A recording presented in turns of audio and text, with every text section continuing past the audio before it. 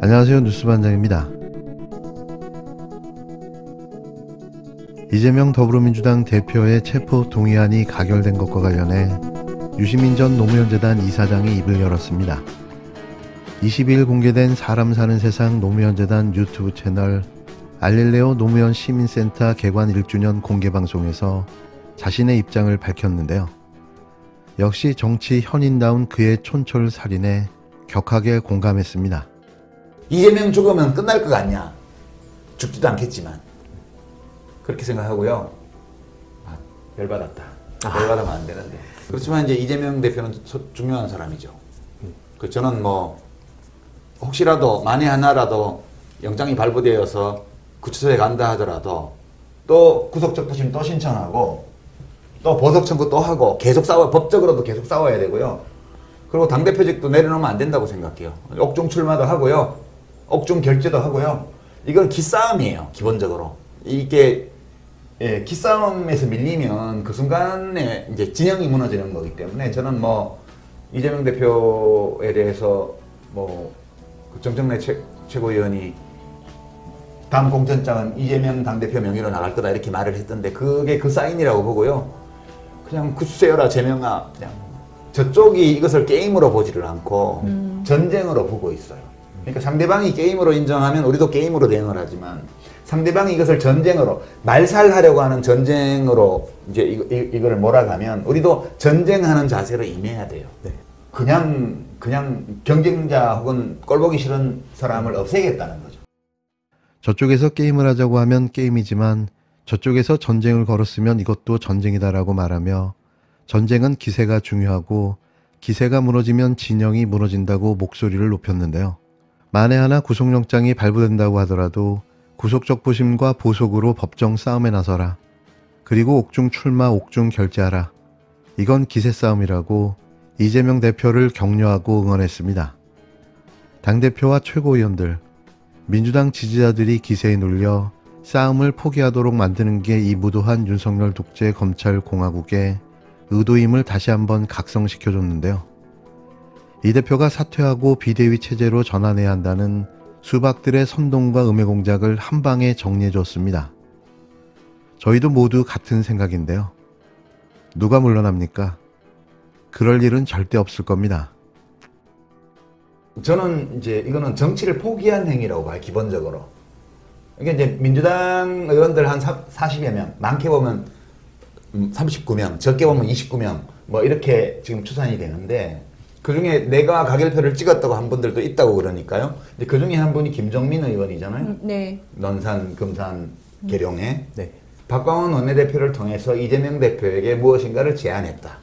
제안했다. 네. 근데 이재명 대표가 그것을 수용하지 않았기 때문에 가결표를 찍었다. 그리고 그것을 수용하지 않으면 가결되리라는 것이 처음부터 확실했다. 이렇게 얘기를 했어요. 물론 어수는 약간 다르지만 이 취지로. 그러니까 이제 이 김종민 의원의 이 발언은 우리가 깊이 음미해 볼 만한 가치가 있는 말인데요. 그것은 이제 이 동기와 과정을 다 보여주거든요. 이 일을 민주당, 국힘당이나 정의당이 원래부터 뭐 자기들은 가결하겠다고 했기 때문에 한 건 너무 당연한 거고. 네. 민주당 의원들 수십 명이 찬성표를 가를 찍은 것은 이제 두 가지 측면에서 우리가 김종민 의원의 발언이 진실이라면 이러한 전제를 두고 두 가지 쟁점을 볼 수 있어요. 이 안에서. 첫 번째는 그러니까 당대표이자 동료 국회의원인 이재명의 신변 문제를 구속 여부를 정부가 제출한 체포동의안의 내용을 가지고 가부를 판단한 것이 아니고 다른 거하고 연계했다는 거예요. 이거는 반칙이죠. 기본적으로. 그렇죠. 이건 기본적으로 반칙이에요. 기본적으로. 그래서 이제 이 사람들은 기본적으로 반칙을 한 사람들이다. 그건 이제 확실하고요. 두 번째는 반칙이라 하더라도 그 반칙을 하게 된 동기가 우리가 이해할 만하고 또 받아들일 만한 것이라면 그 이재명 대표가 들어주지 그랬어. 라고 할 수 있겠죠. 네. 근데 이제 그 내용이 무엇인지에 대해서는 발언을 직접 안 했는데 네. 이제 전후 좌우에 들리는 의총에서 발언이나 이런 거를 좀 취재를 해보면 그 내용으로 추측할 수 있는 것이 두 가지예요. 그러니까 첫 번째는 당대표를 사퇴해라. 그러니까 너 당대표 사퇴하면 우리가 부를 찍어서 구속 안 되게 해줄게. 이게 첫 번째고요. 그렇게 되면 이재명 대표가 사퇴를 하게 되면 원내대표가 비대위원장 역할을 맡게 되죠. 네. 그런데 비대위를 꾸릴 거 아니에요. 이재명을 사퇴시키고 당대표를 사퇴시키고 중진 중심에 그러니까 이제 그거는 비명계 중심이죠. 이재명을 반대하는 그 사람들 중진 중심으로 비대위를 꾸리고 그 비대위 체제로 총선을 치른다. 이재명이 이걸 오케이 하면 우리가 살려는 주자. 이 얘기예요. 이거는 그러니까 뭘 하고 그러냐를 내용을 보면 이것도 이제 당원들 77%가 표를 줘서 뽑은 당대표고 네. 지금도 민주당 당원들 일부 여론조사를 보면 90% 넘게 이걸 부결시켜야 된다고 당원들이 얘기를 했어요. 그러니까 이제 우리가 민주주의 기본 원리가 국가는 국민주권 원리에 입각해 있고 정당은 당원주권 원리에 입각해 있는데 여론조사를 통해서 또는 당직 선거를 통해서 확인했고 지금도 확인할 수 있는 당원의 뜻과 완전히 반대되는 이제 비대위 안을 내놓고 그걸 안 들어줬다고 이제 당대표를 구속시켜도 돼라고 지금 한 거잖아요. 그러니까 이거는 내용으로 보면 협잡이고 네. 그 절차로 보면 반칙이고 아니 다른 판단을 할 수 있나요? 저는 보면서 저희 짧은 상식과 저희 짧은 정치 경험에 비추어서 판단해 볼 때 협잡과 반칙이라는 말 말고는 다른 어떤 언어로 그들의 행위를 묘사하는 건 불가능하지 않나? 23일 민주당 이해식 의원이 자신의 페이스북에 올린 글이 화제를 모으고 있는데요. 민주당 내 수박들의 발악이 얼마나 극렬했는지를 새삼 느끼게 해주었습니다. 이 의원의 페북은 이렇게 시작되는데요.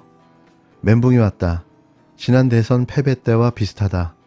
그때는 국민이 결정한 것이어서 불가항력감, 좌절감, 무력감 같은 것들로부터 비롯되었다. 그러나 이번에는 압도적인 분노감이다. 같은 배를 탄 사람에게 당했다는 참 더러운 기분. 가결표를 찍은 사람들은 사전에 밝혔어야 했다. 밝히기는커녕 연막을 피웠다. 마치 부표를 던질 것처럼 기권이라도 할 것처럼 속였다. 그러면서 당론 결정을 하지 마라. 당론으로 결정하면 고민하는 사람들이 자극을 받아서 더 많이 가결에 가담한다고 은근 협박하면서 부결을 설득하는 의원들을 교란했다. 당 지도부가 그렇게 당했고 나도 당했다. 속이지 않았어도 분노감은 덜했을 것이다. 의원총회 및 몇몇 의원들이 내게 말했다. 내가 그렇게 화를 내는 것은 처음 봤다고 말이다. 나도 욱하는 성질이 있지만 그냥 욱했던 게 아니다. 분노가 끌어올라 자연스럽게 분출되었다. 나도 나를 막을 수 없었다. 솔직히 지금도 그렇다. 애당초 그들은 분명한 목표가 있었다. 당권 탈취, 그것이다. 표결 후 긴급 의총에서도 속내는 분명히 드러났다. 모 의원이 이렇게 내뱉었다. 이재명을 탄핵한 것이다 라고. 그렇다. 국힘당 표에 얹혀 당대표를 팔아먹은 것이다. 당내 소수파가 국힘당과 협작해 다수파의 의사를 덮은 것이다. 이것을 배신이라고 하지 않을 수 있는가? 노무현이 이렇게 당하지 않았던가? 이제 고백이 나오고 있다. 그것도 방송을 통해 공공연히 떠든다. 이재명 대표의 이선 후퇴를 요구했지만 받아들여지지 않아서 이런 결과를 만들었단다. 이 대표가 책임져야 하는데 엉뚱한 사람이 책임졌다고 강변한다. 뻔뻔스럽기가 창난 수준이다.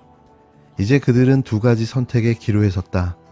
존재를 드러내 당당하게 심판을 받든지 끝까지 숨어 비굴하게 처신하든지. 비겁하고 졸렬하고 비루하다. 이해식 의원의 페이스북 글 전문인데요.